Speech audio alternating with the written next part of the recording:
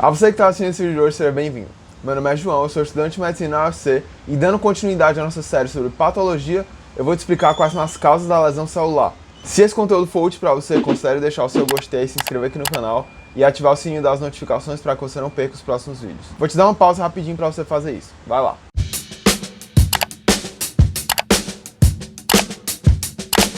Bom, chega de introdução, vamos pro vídeo. Galera, já estamos aqui no meu computador e agora eu vou te explicar sobre as causas da lesão celular. Vamos lá!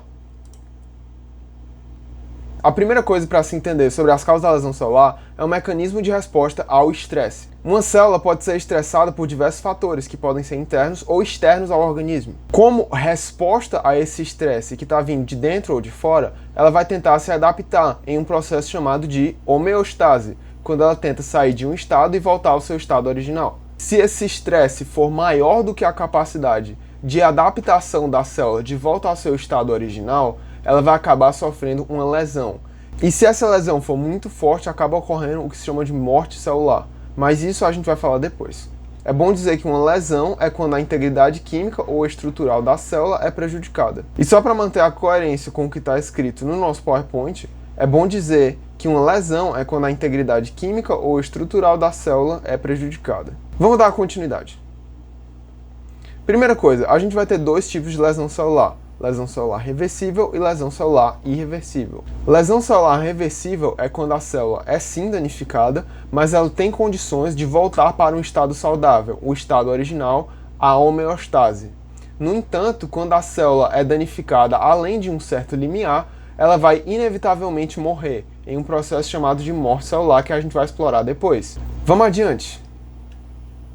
Aqui tem esse pequeno esquema que vai acabar mostrando pra gente quais são as possíveis respostas ao estresse que uma célula pode ter. A gente vai ter aqui uma célula normal que está em homeostasia, que é o começo do esquema.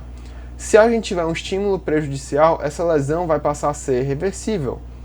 Se essa lesão for muito intensa, ela vai passar a ser irreversível e pode ocorrer morte celular, tanto por necrose ou apoptose, que a gente vai acabar dissecando em um vídeo separado. E se você não quiser perder esse vídeo, inclusive se inscreve aqui no canal ou procura por lá se ele já estiver disponível. Vamos falar agora sobre quais são as possíveis causas da lesão celular.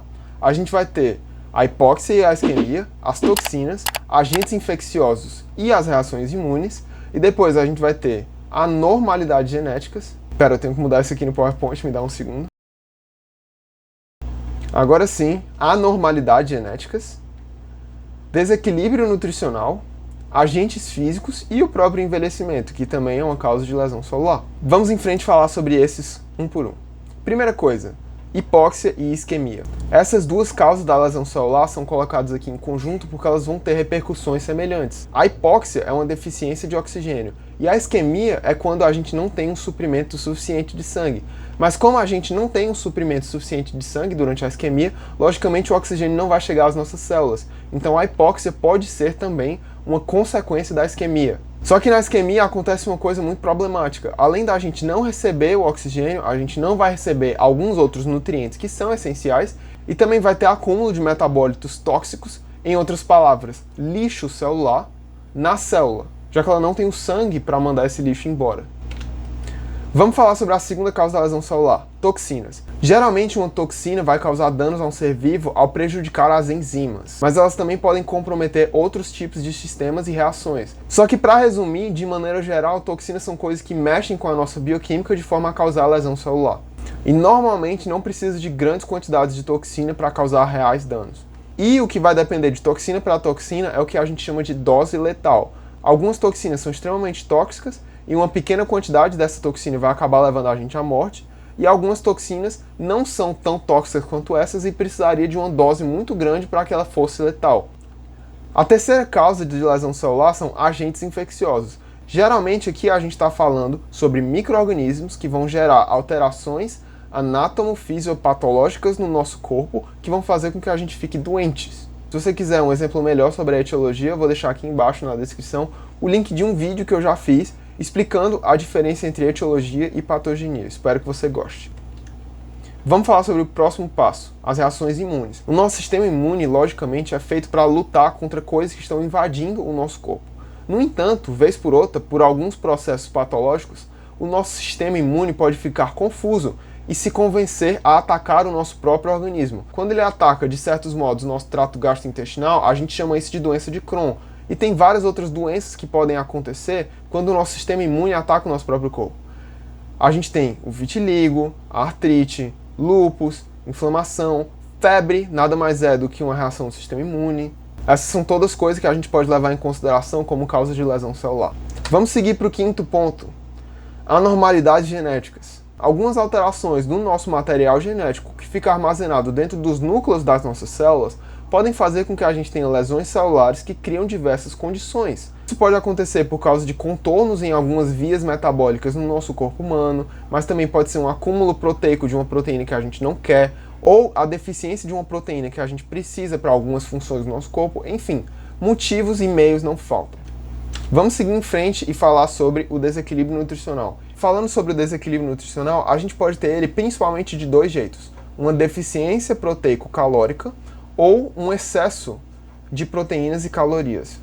Vamos falar sobre esses dois. Numa insuficiência proteico-calórica, a gente vai ter um déficit vitamínico. Isso significa que várias das reações que a gente precisa para funcionar de maneira saudável não vão conseguir acontecer, ou porque a gente não tem energia suficiente, o que são as calorias, daí a parte insuficiência calórica, ou, embora a gente tenha energia, a gente não vai ter cofatores para realizar algumas dessas reações, o que, portanto, vai impedir um funcionamento saudável do nosso corpo. Algo que também pode acontecer é um excesso calórico, e isso vai gerar os problemas que você normalmente associaria a uma pessoa que está obesa. Por exemplo, essa pessoa pode vir a ter diabetes e ficar com um metabolismo de açúcar completamente desordenado, e essa pessoa também pode vir a ter aterosclerose e ficar com alguns vasos aí bastante obstruídos, por causa do acúmulo de gordura em lugares extremamente importantes para o nosso corpo.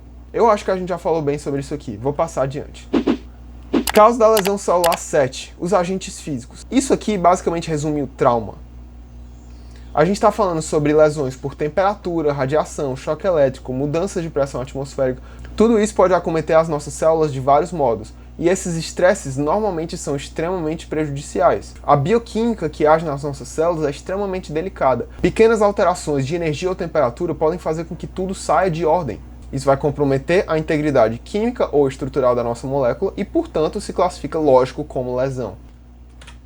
Agora vamos falar da oitava e última causa da lesão celular: o envelhecimento. À medida que a gente vai envelhecendo, vários processos celulares que aconteciam em abundância quando a gente estava jovem vão acabar ficando mais e mais raros. À medida que a gente vai envelhecendo, vários processos bioquímicos celulares vão ficar cada vez mais escassos. Além disso, outras reações bioquímicas que são prejudiciais para o nosso corpo vão acabar ficando cada vez mais frequentes. Além disso, quando a gente vai envelhecendo, vão ter prejuízo no nosso material genético, notadamente em uma área conhecida como telômeros. Em estudos científicos ficou comprovado que há uma relação entre o encurtamento dos telômeros dentro dos cromossomos e o envelhecimento das nossas células. Isso é uma coisa que vai acontecer comigo, com você e com todo mundo que está assistindo esse vídeo e todo mundo que já morreu em toda a história da humanidade. Com isso eu fecho o vídeo, essas foram as referências que eu utilizei, se você quiser dar uma olhada depois.